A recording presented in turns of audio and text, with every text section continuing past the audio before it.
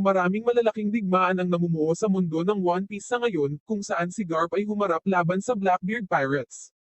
Ang pagtatapos ng labanan na ito ay nahayag kamakailan, kasama si Kobe na iniligtas at umalis sa isla, ngunit si Garp ay natalo at kinuha ng mga Blackbeard Pirates. Mayroong iba't ibang mga senaryo na maaaring mangyari bilang isang resulta ng pagkuha kay Garp. Gayunpaman, dapat nating pag-isipan ang posibilidad na si Garp ay maaaring namatay na, o kaya siya ay maliligtas ng isang hindi inaasahang individual tulad ni Dragon, ang kanyang anak. Kaya, sa video ngayon, magsasalita tayo tungkol sa ideya ng pagsasama-sama ni Dragon at ng kanyang Revolutionary Army upang iligtas si Garp sa kamay ng Blackbeard Pirates. Tatalakayin din natin kung ano ang kailangang gawin ni Dragon upang may sagawa ang pagliligtas na ito.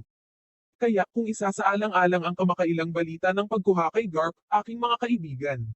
Si Dragon, ang malihim at makapangyarihang commander ng Revolutionary Army, ay maaaring handang iligtas ang buhay ng kanyang ama. Hindi para sa isang mas mataas na layunin na maaaring magbago ng takbo ng kasaysayan o makikinabang sa mga revolutionary, ngunit dahil lamang sila ay pamilya. Bagamat maaaring hindi ito ipinapahayag ni Dragon, mayroon siyang matinding affection para sa kanyang pamilya, nakitang-kita sa kanilang unang pagkikita, nang iligtas ni Dragon ang kanyang anak at binibigyang daan niya itong sundin ang kanyang mga layunin. At ang isang katulad na bagay ay maaaring magudyok kay Dragon na makamit ang parehong gawa, ngunit sa pagkakataong ito ay upang iligtas ang buhay ng kanyang ama. Kaya, desperado na iligtas si Garp, magpupulong si Dragon ng isang pang-emerhensyang komperensya ng kanyang mga malalapit na kaibigan at mga strategist upang ayusin ang pagliligtas sa kilalang bayani ng Navy. Ang pag-iwan sa mga digmaan laban sa world government sa ngayon upang makumplito ang isang layunin na iligtas si Garp. Siyempre, ang Revolutionary Army ay isang pandaigdigang organisasyon na nakatuon sa pagsalungat at destabilisasyon sa world government at paglaban sa paniniil. Mayroon din itong malaking network ng mga tagasunod at mga lihim na especially iyan na kumalat sa universo ng One Piece. At kahit nakakaunti lang ang alam natin tungkol kay Dragon, alam natin na kilala siya sa kanyang kakayahan bilang isang strategist. At para masigurado ang tagumpay ng pagtatangka sa pagsadyop na ito, maglulunsad siya ng isang komprehensibong pagtatanong para malaman ang eksaktong posisyon at seketi ng Blackbeard's Pirates. Hanapin ang isla kung saan malamang na makukulong si Garp pati na rin ang maraming iba pang mga pirata. Hahanapin ni Dragon ang tiyak na impormasyon tungkol sa mga kuta ng isla, ang paglalagay ng mga puwersa ng Blackbeard, at anumang iba pang hamon na makakaharap ng Revolutionary Army sa anumang pagtatangka sa pagsadyop sa pamamagitan ng kanyang malawak na network ng mga especially iya at impormante. Napagtanto din niya na ang pagharap kay Blackbeard at sa kanyang mga tauhan ay magiging lubhang delikado. Bilang resulta, maaaring piliin ni Dragon na mag-imbestiga ng mga paraan upang bumuo ng pansamantalang pakikipag-alyansa sa iba pang mga grupo o maging sa mga pirata na may mga problema o tunggalian kay Blackbeard upang makakuha ng kalamangan sa panahon ng epikong laban na ito. Maaari niyang gamitin ang kanyang mga madiskarteng analytical na talento para maghanap ng mga prospective na partner sa pamamagitan ng paghahanap ng mga organisasyon o tao na may iisang layunin sa pakikipaglaban sa infamous na pirata na ito. Bilang resulta, maaaring maghanap si Dragon ng mga tagasunod sa mga malalaking fleet na binuo ni Luffy, pati na rin ng iba pang kilalang pirata na, tulad ng mga revolutionary, ay maaaring maghangad ng paghihiganti o hindi bababa sa isang maihahambing na kahulugan ng hustisya kay Blackbeard. Maaaring pahusayin ni Dragon ang kanyang posisyon at palakasin ang kanyang mga pagkakataong magtagumpay sa pagliligtas kay Garp sa pamamagitan ng pakikipag-alyansa sa mga grupong ito. Gayunpaman, aalalahanan niya ang mga panganib ng pagtitiwala sa mga posibleng kaibigang ito dahil ang kanilang mga motibo at ambisyon ay maaaring hindi ganap na naaayon sa kanya. Gaya ng nakita natin noong Marineford Arc, ang mga kasamang hindi gaanong nagbibigay sa iyo ng kumpiyansa ay maaaring paminsan-minsan ay ipagkanulo ka kung magbabago ang kanilang mga interes.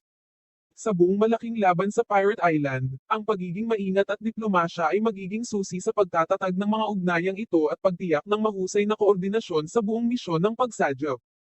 At kung iisipin mo, ang pagliligtas kay Garp ay magiging isang mapanganib at mahirap na pagsisikap. Ang Revolutionary Army, na may madiskarteng leader na si Dragon, napakalaking mapagkukunan, at maingat na piniling network ng mga kaibigan, ay maaaring maging isang kakilakilabot na puwersa na dapat isaalang-alang. At dahil sa kanilang determinasyon na palayain ang isa sa mga pinakadakilang bayani sa mundo, ito ay maaaring magkaroon ng napakalaking impluensya sa pakikibaka laban sa world government, lalo na kung ang world government ay nagpasya na walang gagawin upang iligtas si Garp. Ngayon, si Monkey D. Dragon ay kinikilala bilang ang pinaka-nakamamatay na kriminal sa mundo ng One Piece, at siya ay napakalakas na nagbunga ng hindi mabilang na mga haka-haka at kaisipan, pati na rin ang talakayan sa mga fans. Bagamat hindi pa ito na-verify, malaki ang posibilidad na si Dragon ay nagtataglay ng isa sa pinakamakapangyarihan at kakilakilabot na mga Devil Fruit na may kakayahang makaimpluwensya ang lagay ng panahon. At ang konsepto at haka-haka na ito ay nakakakuha ng momentum dahil sa misteryong nakapalibot sa lakas ni Dragon na hindi pa ganap na nalantad. Ang Rum or Devil Fruit of Wind o marahil ay manipulasyon ng panahon ay maaaring magbigay kay Dragon ng kontrol sa mga natural na phenomena gaya ng napakalakas na hangin. At maaari pa siyang magdulot ng ulan o mas malaking bagyo na kayang wasakin ang buong isla. Ang mga kakayahan na ito ay maaaring gumawa sa kanya ng isang malaking hamon hindi lamang para sa Blackbeard Pirates kundi pati na rin mismo kay Blackbeard sa pagliligtas na ito. Kung kinakailangan, maaaring gamitin ni Dragon ang potensyal na lakas na ito para sa parehong pakikipaglaban at paglilipat na nagbibigay kay Dragon o sa ilan sa kanyang mga alipors na utos sa sitwasyon. Pangungunahan ni Dragon ang operasyon sa isang napakabilis na paraan, na may tumpak at nakasynchronize na mga galaw, na kumukuha sa kanyang kadalubhasaan bilang revolusyonaryong pinuno at ang kanyang kakayahang gumawa ng mabilis na mga pagpipilian. At ang kanyang mga operatiba ay tinuturuan na gumalaw ng mabilis at tahimik sa kanilang paligid na iniiwasan ang anumang hindi kinakailangang paghaharap sa mga kalaban. Pagkatapos ng lahat, ito ang parehong koponan na nakalusot sa Maryhoon noong Reverie. Iyon ay hindi nagpapahiwatig na ang grupong ito ay hindi maaaring harapin ng isang harapang pagtatagpo. At kaya, harapin ang lahat ng lakas ng Blackbeard Pirates sa isla na iyon, at pagkatapos ay magsisimula ng digmaan sa pagitan ng Revolutionary Army at Blackbeard's Pirates, isang salungatan na muling bubuo ng husto sa mundo ng One Piece.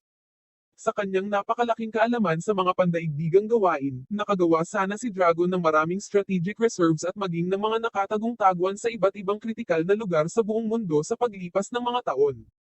At sa loob ng mga reserbang ito ay may mga supply, armament, sopistikadong teknolohiya, at maging ang mga mapagkukunang pinansyal, lahat ay naglalayong suportahan ang revolusyonaryong layunin at sa gayon ay matiyak ang tagumpay ng mga kritikal na misyon tulad ng pagliligtas kay Garp. Siyempre, ang mga madiskarteng lugar ng pagtatago na ito ay maingat na pipiliin at itatago pa nga upang maiwasan ang pagtuklas ng mga kalaban o maging ng world government. Bilang resulta, tanging si Dragon at ang kanyang pinakamalapit na mga kasamahan ang magkakaroon ng tunay na akses sa mga lugar na ito. Higit pa rito, kakailanganin nilang baguhin at i-update sa regular na batayan upang maiwasan ang kritikal na impormasyon na makompromiso. Maaaring gamitin ni Dragon ang mga estratehikong reserbang ito bilang mga logistical support network habang inaayos ang pagliligtas kay Garp.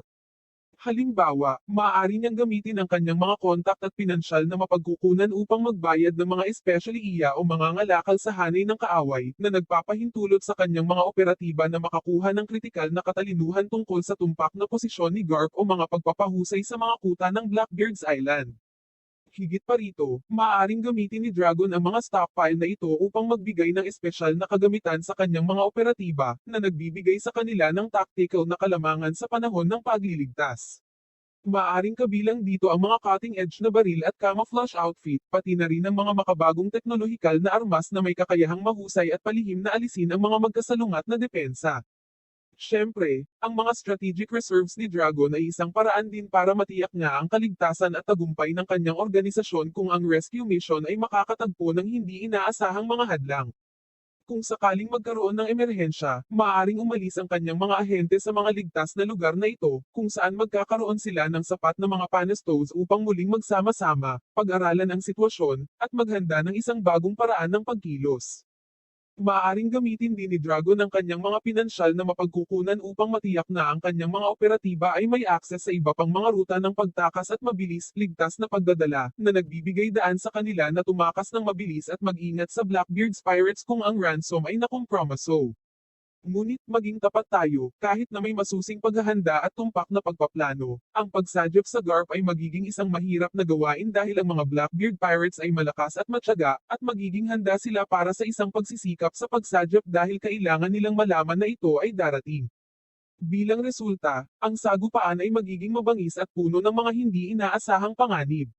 Sa kabila ng lahat ng plano ni Dragon, may posibilidad pa rin ng mga hindi inaasahang pangyayari na maaaring magpabago sa takbo ng mga kaganapan dahil ang mundo ng One Piece ay puno ng mga twists. Pagkatapos ng lahat, walang sigurado sa mundo ng One Piece dahil si Oda Sensei ay patuloy na naghahangad ng bago o hindi inaasahan. Gayunpaman, kung matagumpay ang pagliligtas kay Garp, hindi lamang tayo magkakaroon ng tagumpay ng Revolutionary Army na magagamit upang makakuha ng suporta ng publiko, ngunit magkakaroon din tayo ng emosyonal na muling pagsasama-sama ng mag-ama. Kung nangyari ang hindi inaasahan at naulagay sa alanganin ang misyon, maaari tayong makaharap ng mga mapaminsalang epekto. Kaya, sa nakasaad na iyon, aking mga kaibigan, gusto naming marinig ang iyong mga saloobin tungkol dito. Una sa lahat, sino sa tingin mo ang mamumuno sa isang rescue operation?